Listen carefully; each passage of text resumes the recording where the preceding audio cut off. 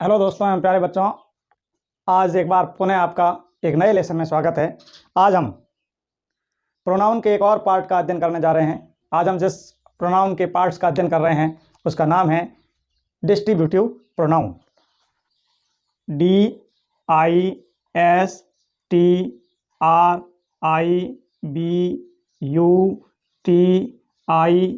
DISTRIBUTIVE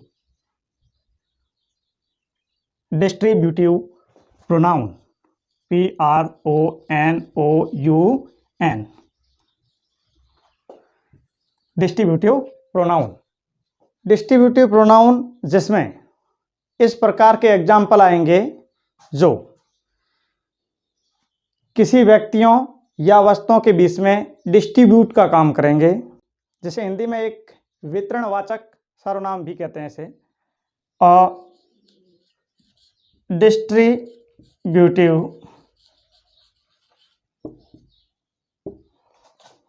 pronoun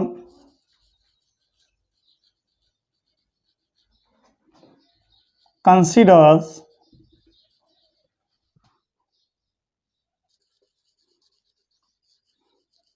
members of a group separately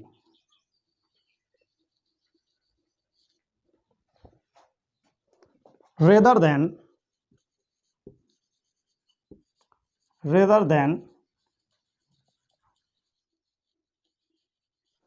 A distributive pronouns consider members of a group separately rather than collectively। अगर एक group में आज के जो pronoun है, आज के जो टाइप्स ऑफ प्रोनाउन हैं, वो अगर मान लो कोई ग्रुप की ओर इशारा करते हैं तो उसमें जो मेंबर्स है उनको अलग अलग बताएंगे। उनके सेपरेटली या होल ग्रुप को एक साथ न बताते हुए उनके जो मेंबर्स है उनको अलग अलग बताने का कार्य करेंगे।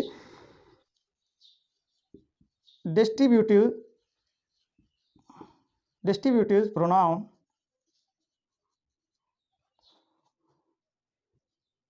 are singular and followed are singular verbs। Distributive pronoun है वो सिंगुलर होते हैं और इनके बाद आने वाली क्रिया हमेशा सिंगुलर फॉर्म में ही आएगी।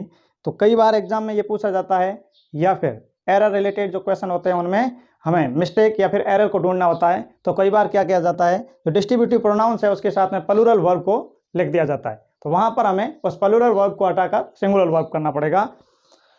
अब डिस्ट्रीब्यूटिव प्रोनाउंस कौन कौन से हैं?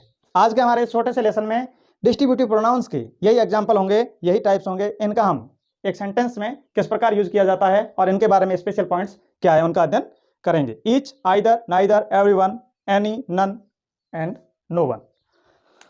सबसे पहले हम ईच का प्रयोग समझते हैं। ईच को सेंटेंस में किस प्रकार यूज किया जाता है। ईच, अगर किसी ग्रुप में शामिल सदस्यों के संदर्भ में हमें ईच का प्रयोग करना हो तो ईच क्या कहेगा? All but one by one, one by one.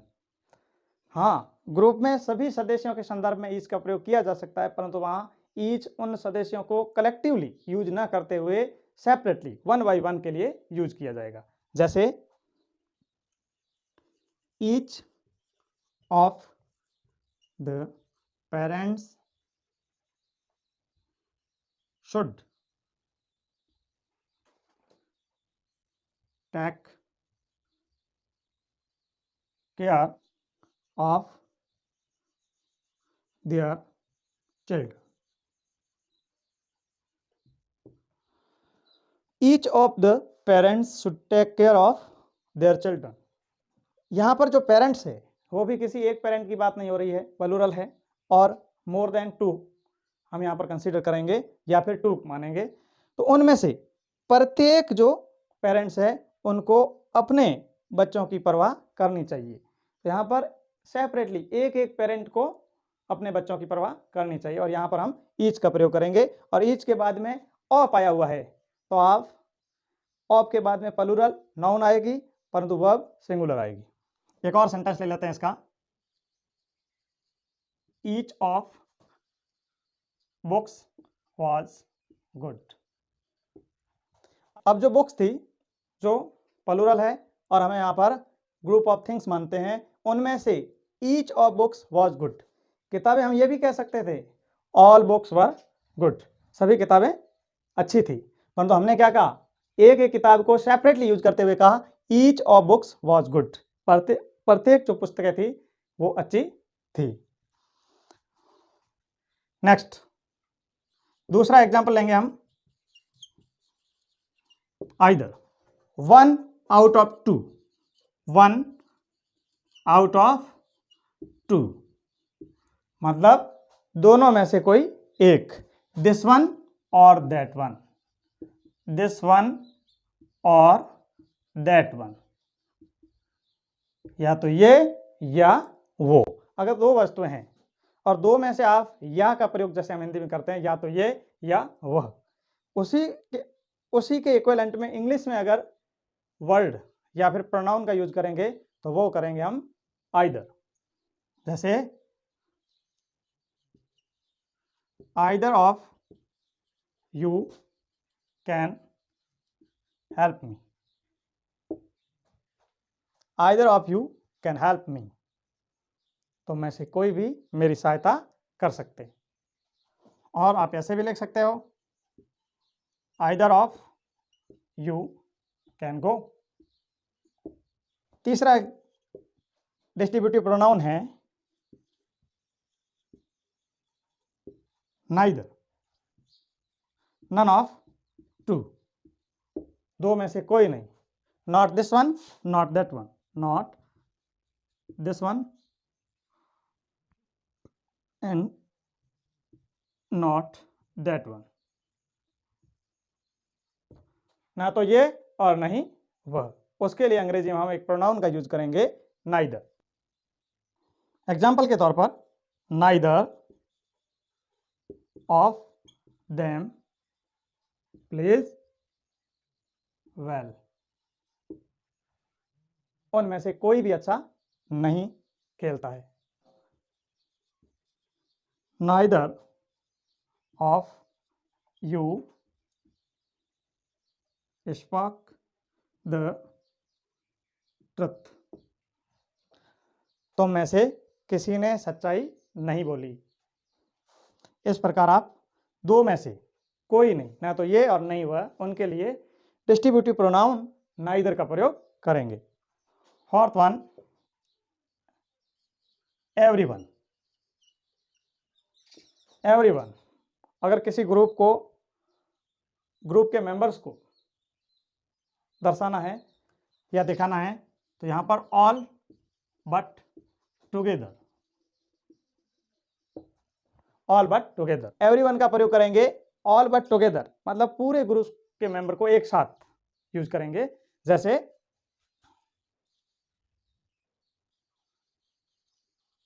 Everyone of you is healthy, everyone of you is healthy, तुम सभी स्वस्थ हो।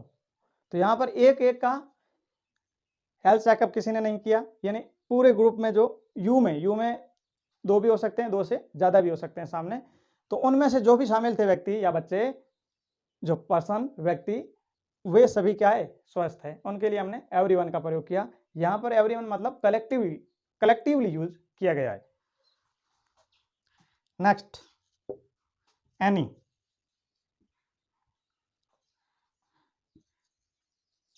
एनी फ्रॉम मैनी, बहुत सारे में से कोई एक का सिलेक्शन करते हैं या एक को सिलेक्ट करते हैं और उसे कोई नाम से जैसे किसी सेंटेंस में लिखते हैं, वही इंग्लिश में उस कोई के लिए एनी का प्रयोग होगा। जैसे any of you can help me, any of you can help me, तो में से कोई भी मेरी सहायता कर सकता। एनी ऑफ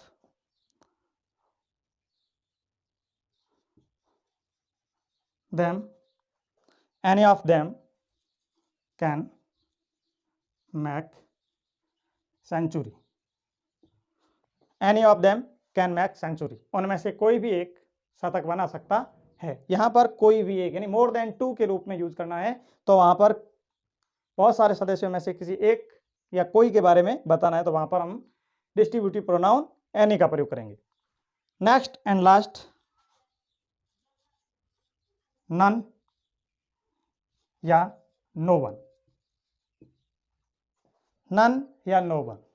यहाँ पर एनी देखिए, एनी फ्रॉम मैनी, तो यहाँ पर नो फ्रॉम मैनी, ज्यादा में से कोई नहीं, बहुत सारे सदस्य उनमें से कोई नहीं। उसके संदर्भ में अगर इंग्लिश में किसी प्रोनाउन को यूज करना है तो वहां पर नन या नो वन का प्रयोग करेंगे। जैसे none of them is brave, none of them is brave, उनमें से कोई भी बहादुर नहीं है। बहुत सारे बच्चे हैं या पर्सन हैं, उनमें से कोई नहीं, तो वहां पर हम नन का प्रयोग करेंगे। No one was offered me tea, किसी ने मेरे को चाय ऑफर नहीं की, तो यहां पर नो वन मतलब जो भी थे उनमें से किसी ने भी नहीं की, मतलब बहुत सारे सदस्य या ग्रुप में से कोई नहीं। यह हिंदी के जो कोई नहीं को इंग्लिश में कोई अगर प्रोनाउन बताएगा तो वो है नो वन या नन। अब यहाँ पर हम डिस्ट्रीब्यूटिव प्रोनाउन के बारे में कुछ स्पेशल पॉइंट सीख लेते हैं जो आने वाले एग्जाम में आपके लाभदायक होंगे, हेल्पफुल होंगे। ईच, आइदर, नाइदर और एवरी, इनके बाद में कहीं सेंटेंस में ईच, आइदर, नाइदर और एवरी आए हुए हैं और उनके बाद में सिंगुलर नाउन आई हुई है, तो आप सिंगुलर वर्ब का यूज करेंगे, तो आप सिंगुलर वर्ब का यूज करेंगे। जैसे कोई एक सेंटेंस ले लें, एवरी बॉय इज ब्रेव। अब एवरी आया हुआ है, एवरी के बाद में सिंगुलर नाउन आई है, तो आप सिंगुलर वर्ब का यूज करेंगे। परंतु यहां पर मैं आप स्पेशल पॉइंट देख लें, ये जो मैंने की पॉइंट लिखा है या फिर एक जो ट्रिक बनाई है, इसमें ईच, आइदर, नाइदर और एवरी, इन चारों को डिस्ट्रीब्यूटिव एडजेक्टिव कहेंगे, प्रोनाउन नहीं कहेंगे। क्यों? क्योंकि इनके पास में क्या बैठी है? नाउन। ये वर्ड नाउन को क्वालिफाई कर रहे हैं, इसलिए इसे डिस्ट्रीब्यूटिव एडजेक्टिव कहेंगे। दूसरा point, each of, either of और नाइदर ऑफ, इस प्रकार के शब्द हो और उसके बाद में प्लूरल नाउन आएगी। क्या आएगी? प्लूरल नाउन आएगी, परंतु यहाँ पर वर्ब सिंगुलर वर्ब आएगी और इनके साथ में हमेशा प्लूरल फॉर्म आएगी वर्ब नाउन की, नाउन प्लूरल आएगी और जो वर्ब यूज करेंगे उसकी फॉर्म को भी हम सिंगुलर करेंगे। ये नाउन प्लूरल होते हुए भी ये नाउन, ये जो सिंगुलर फॉर्म है ये इन वर्ड से है, न कि इनके बाद में आने वाली प्लूरल नाउन से, और इन्हें हम कहेंगे डिस्ट्रीब्यूटिव प्रोनाउन। ये जो यूज हुए हैं इस प्रकार यूज होंगे तो हम इन्हें डिस्ट्रीब्यूटिव प्रोनाउन कहेंगे। तीसरा पॉइंट पढ़ लेते हैं, each, either, neither plus singular verb है डायरेक्ट, इन तीनों के पास में नाउन नहीं बैठी और डायरेक्ट सिंगुलर वर्ब यूज की गई है, तो ये डिस्ट्रीब्यूटिव प्रोनाउन कहेंगे, इन्हें भी डिस्ट्रीब्यूटिव प्रोनाउन कहेंगे। यहां पर हम एवरी प्लस वर्ब नहीं ला सकते। एवरी अपने आप में, या यूं कहें कि एवरी डिस्ट्रीब्यूटिव एडजेक्टिव है पर तो डिस्ट्रीब्यूटिव प्रोनाउन नहीं है, इसलिए सीधा एवरी के बाद में वर्ब का यूज गलत होगा। सेंटेंस जैसे एवरी इज गुड लिखा हुआ है, तो ये सेंटेंस बिल्कुल इनकरेक्ट है, क्योंकि एवरी के बाद सीधी वर्ब का यूज नहीं किया जा सकता। ध्यान रखें, इस प्रकार के सेंटेंस पूछे जा सकते हैं बिल्कुल इनकरेक्ट सेंटेंस है। हाँ, ईच इज गुड, ये बिल्कुल करेक्ट है, क्योंकि हमने तीसरी लाइन में पढ़ा ईच, आइदर, नाइदर, इनके बाद में सिंगुलर वर्ब का यूज किया जा सकता है। तो ईच इज गुड ये भी सही है, आइदर इज गुड ये भी सही है, नेदर इज गुड ये भी सही है। मतलब every plus singular verb direct नहीं आ सकती। उम्मीद है आज के छोटे से लेसन में आपने अच्छी तरीके से समझा होगा और डिस्ट्रीब्यूटिव प्रोनाउन को आप समझ गए होंगे। अगर आज का लेसन आपको पसंद आया है तो ज़रूर लाइक और सब्सक्राइब करें। Thank you for watching today's class and have a nice day.